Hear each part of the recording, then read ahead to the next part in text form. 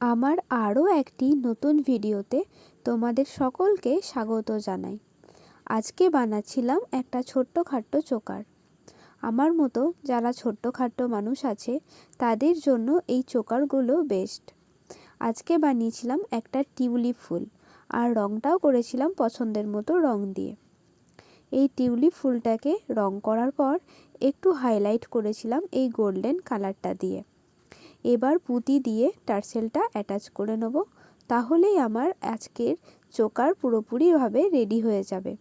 এই যে আমি পুঁতি দিয়ে দিয়ে মালা গেঁথে নিচ্ছি।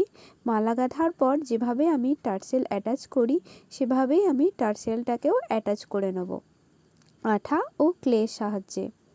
এই ব্যাক সাইডের ক্লেটা ভালো করে শুকিয়ে গেলে সেটাকেও আমি খুব সুন্দর করে ফিনিশিং করে দেবো কালার করে, এবং কালার করার পর আমি বার্নিশ করে নিয়েছি।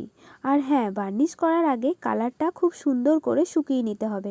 কালার কাঁচা অবস্থায় যদি বার্নিশ করা হয় তাহলে কিন্তু রঙটা থাকবে না, উঠে যাবে।